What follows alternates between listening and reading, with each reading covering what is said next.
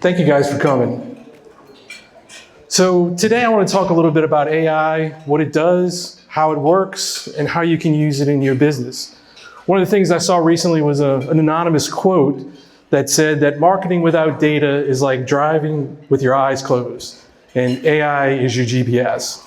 And I think that's really a good kind of summary of what it is. Why is it important? So I've got some recent statistics here that are talking about how important AI is, especially in the marketing aspect of your business. Looking at 61% of marketers saying it's the most important part of their strategy. That's more than 50% there, so we want to make sure that we're paying attention to that. Additionally, small businesses using AI are growing 2 to 5 times faster than other businesses who aren't using it. So using it is an important part of it.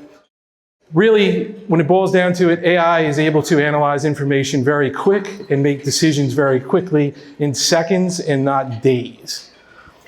So talk a little bit about what AI is, because you probably hear everything from pictures and images and content.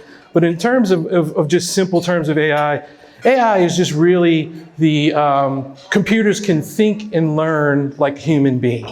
It's their ability to make choices, understand things, and be able to give you feedback on that. And it really helps with making tasks that require human intelligence in doing it. So think of AI not as a single tool, but a certain set of capabilities that it can be used to do that.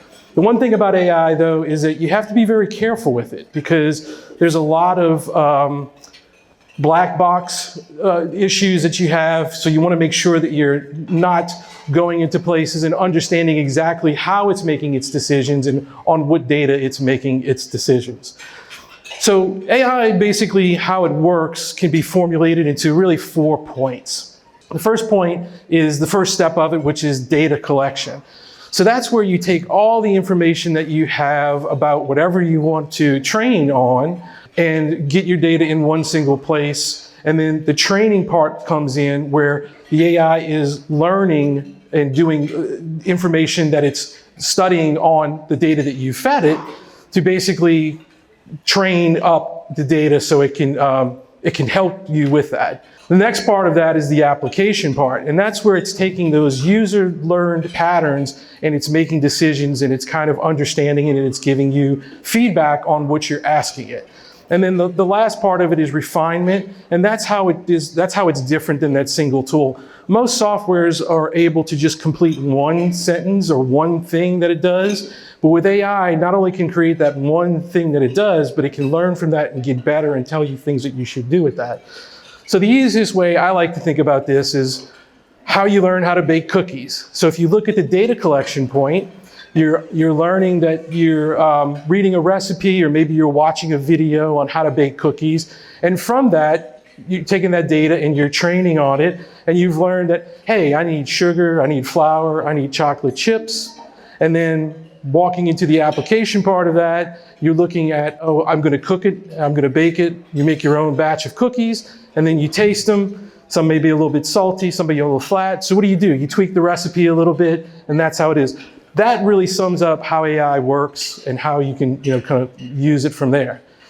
So let's take a step back, and maybe now that we know a little bit about AI, let's talk about it in marketing and how it works in marketing. There's a couple different ways that AI works really well in marketing.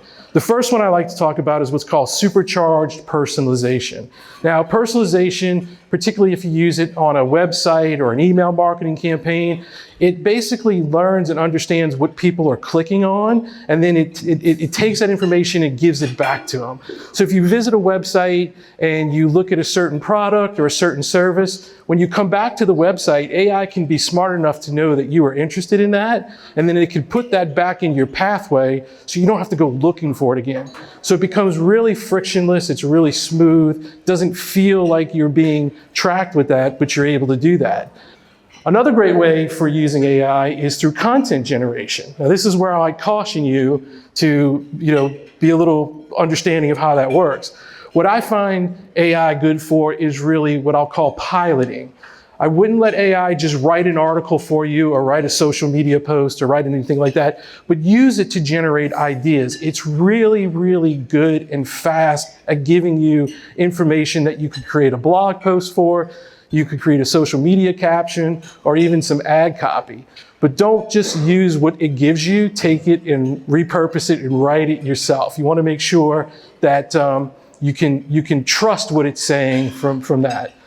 Another way that AI is really good is using what we call smart chatbots or virtual assistants. So these are where it can basically answer questions for people.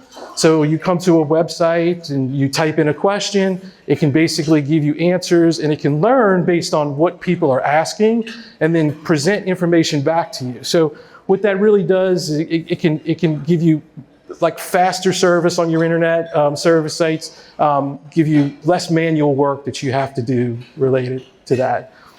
Data and analysis is my favorite part of this because it really makes it easy for you to find out information very quickly and very accurately. Really helps you to dig into this and not have such a technical background to be able to understand all these complex words that these data scientists are using.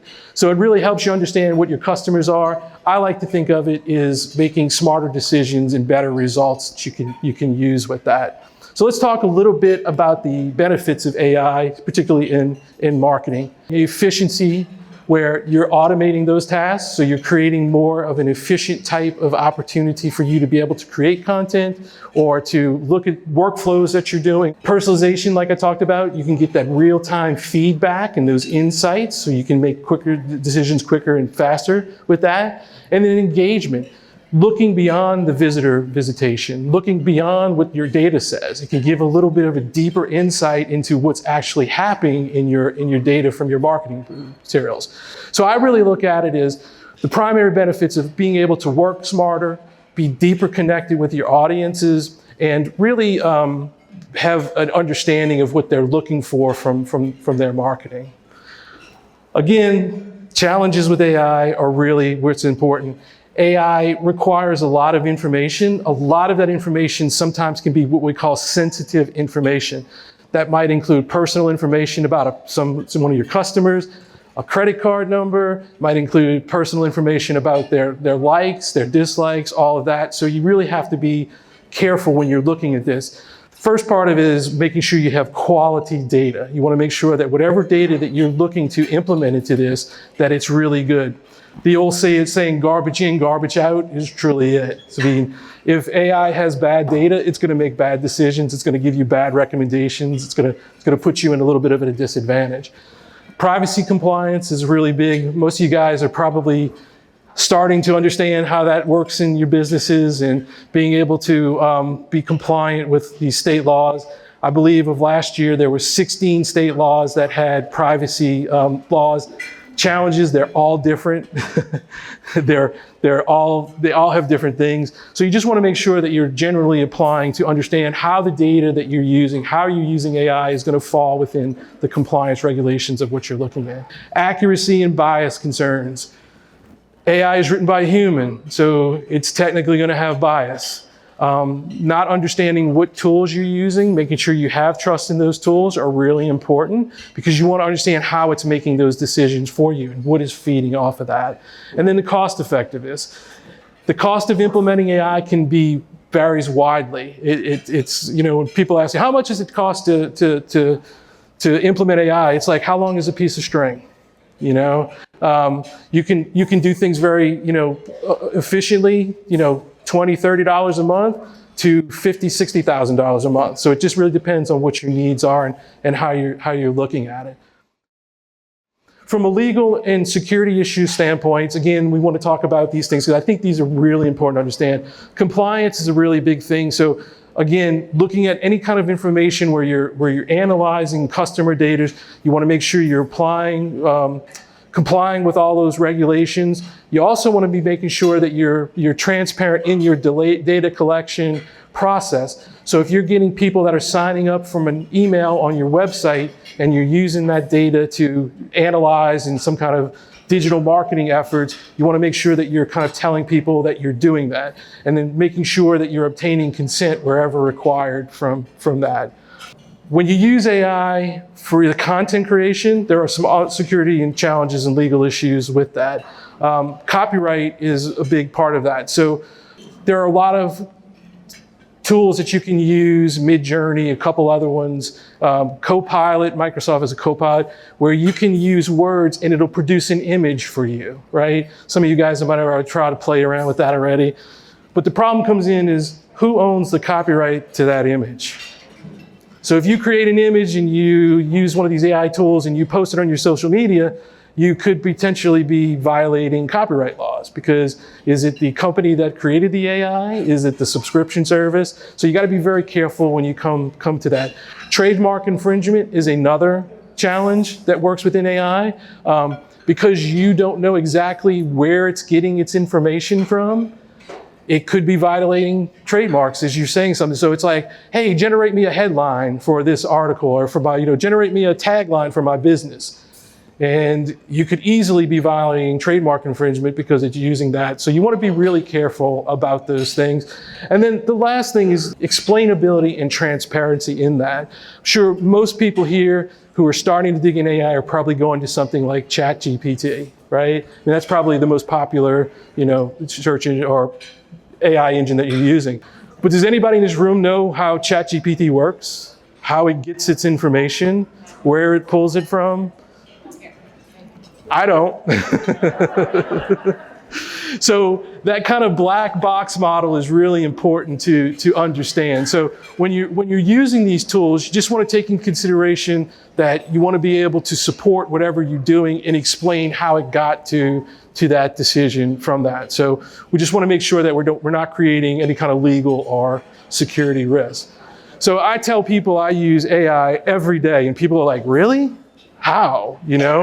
So it's really kind of fun to do that. So we have a system called Anova.ai, and this is what we use for our marketing analytics software. And what we're able to do with this is that I have a team of data scientists, people with masters in computer, science, and I can go to them and say, hey, can you find this piece of information for me? And it'll take them 2 or 3 hours to do that, right? Now with Anova, I can do that in 2 to 3 seconds. And what it's allowed us to do is to get insights very quickly and very accurately for that. We use this for all of our social media management, for our marketing campaigns, for our paid media, and we do what's called a pulse report. And what the pulse report does is every Monday we get an assessment of the last 7 days that AI has made of the evaluation of our campaign performances. And as a group, we meet and we talk about the good, the bad, where things are. So it's important to understand where your data is coming from and how it's trained, just like I said, but it's a good way to do this.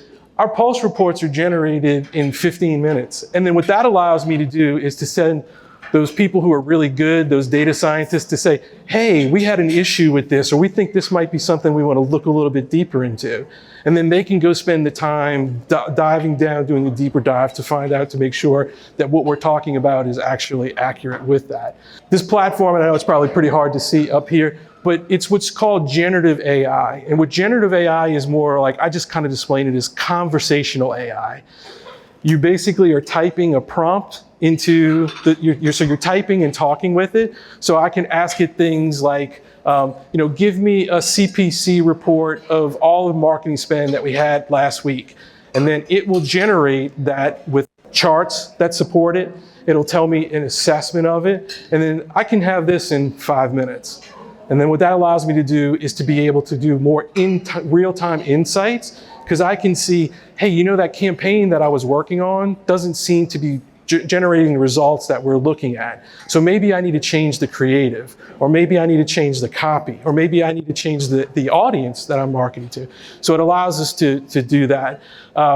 It'll also give you year-over-year looks, so I can look over periods of time. So I can say, hey, compared this to last January, how did this work? What are the assessments of what challenges that we might be faced that we didn't see before? So there's always opportunity with that. One of the new things I'm really excited about is the work that we're doing with our partner in Walton County Tourism, is building a travel assistant. What we're able to do is to offer people the ability to come to the website and type in a question. So the question might be, what can families do when visiting? And you type that into it, and then it generates a list of all the things that you can do from that. So it gives you a breakdown, it gives you some suggestions. And then again, it's not over with at that point in time. I can ask it another question that says, oh, well, you have hiking trails. Well, what are the good hiking trails that I can go visit? Tell me more about them. So what this allows to do is to allow people to explore. As you notice, it will also keep your history, your conversation history, so you can go back in time and look at things and see what you've done. Now, a lot of people ask, well, how can I get started with AI? And my simple suggestion is start small, eat the elephant one bite at a time. A lot of people get really excited about seeing all these AI tools and want to just jump in and do those things.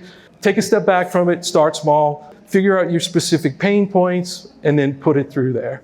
Here are just a few little tools. Content creation, obviously things like ChatGPT, Claude AI, Copilot, Grammarly or Jasper are really good for doing that content generation. If you're looking at more of a customer support, Tidio, ManyChat, Bot Sonic can help you kind of with those assistants, those chatbot assistants, smart assistants. From an email marketing, MailChimp, In Constant Contact, which I'm sure a lot of you guys are using, have a lot of great automation features that use AI that help with segmentation. And then from campaign analytics, Anova.ai is a fabulous, it's one of my favorite platforms out there. It's just brought so much light to analytics. And the thing I love about the Anova AI is that it's made for marketers. Google Looker Studio and Zoho Analytics are two things that you can use. I thought it would be fun to take my presentation and upload it to ChatGPT and ask, what'd you learn from my presentation today? And tell me that with a humorous kind of mix to it. And what it says was, using AI without a strategy is like giving a toddler a flamethrower, impressive but dangerous. So I thought that was really good.